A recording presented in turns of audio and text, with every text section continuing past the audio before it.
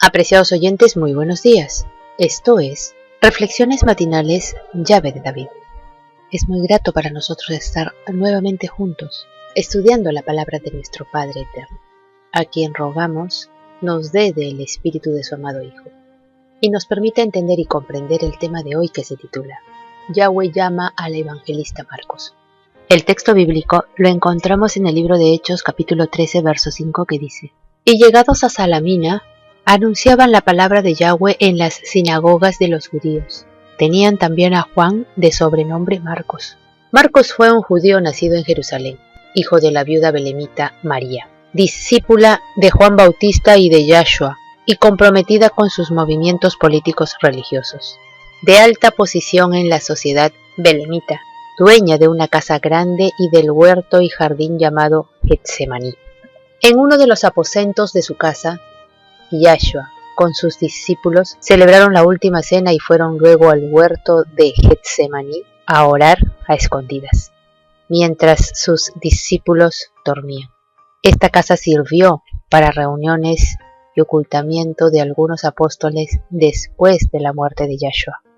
Marcos fue el joven con el cántaro de agua que indicó a los dos discípulos de Yahshua venidos de Betania, el aposento para la celebración de la última cena. También fue el joven que seguía a Yahshua cuando fue arrestado y que huyó desnudo al perder la sábana con que cubría su cuerpo cuando intentaron prenderlo. Fue sobrino de Bernabé, una de las grandes figuras de la primitiva iglesia.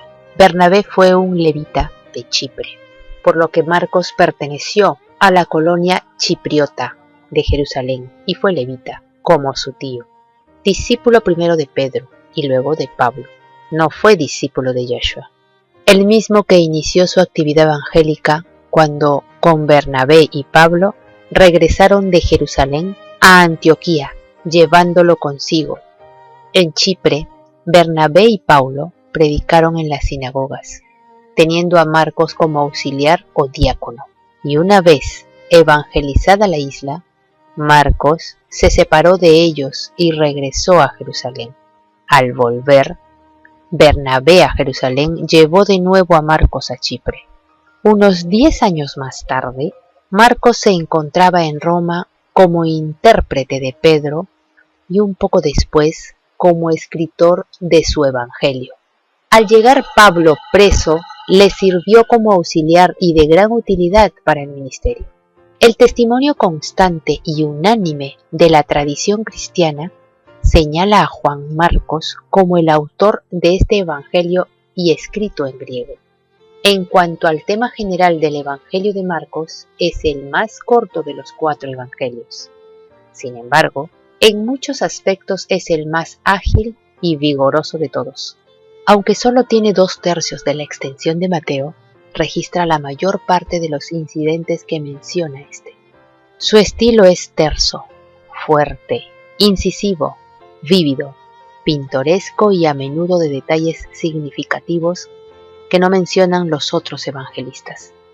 Marcos da énfasis a Yahshua como un hombre de acción, mientras que Mateo lo presenta como un maestro.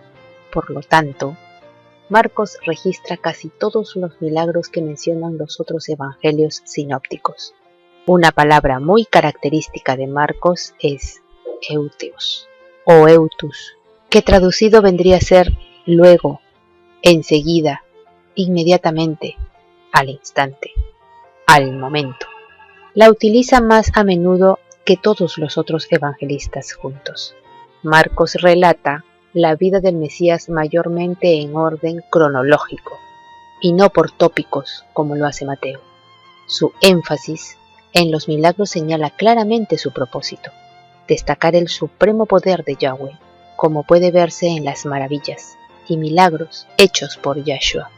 Este es el objetivo primario de Marcos, así como el de Mateo es señalar que el Mesías cumplió todas las predicciones de los profetas del Antiguo Testamento. Mateo prueba que Yahshua es el Mesías basándose en que es aquel de quien los profetas dieron testimonio. Marcos prueba que Yahshua es el Mesías por el testimonio que da de su poder divino, el cual presumiblemente sería más convincente para los lectores a quienes se dirigía, cristianos de origen gentil, posiblemente romanos. Entre las características de redacción del Evangelio de Marcos, fue escrito en griego, posiblemente en Antioquía o tal vez en Roma. En el Evangelio de Marcos hay muchas declaraciones que evidencian que fue escrito para lectores no judíos. Marcos pudo haber usado palabras comunes del griego para referirse a esos funcionarios, y no del latín, pero parece que repetidamente escogió palabras latinas, transliteradas al griego porque seguramente eran más familiares para sus lectores. Explica el valor de las monedas, ya que sus lectores evidentemente no estaban familiarizados con tales valores. Explica también la Pascua judía y las costumbres de los fariseos. Traduce además varias palabras y expresiones arameas. Ninguna de estas explicaciones habría sido necesaria para lectores de Palestina, pero al mismo tiempo el escritor era obviamente un judío que conocía el arameo y estaba familiarizado con el Antiguo Testamento, el cual cita la Septuaginta.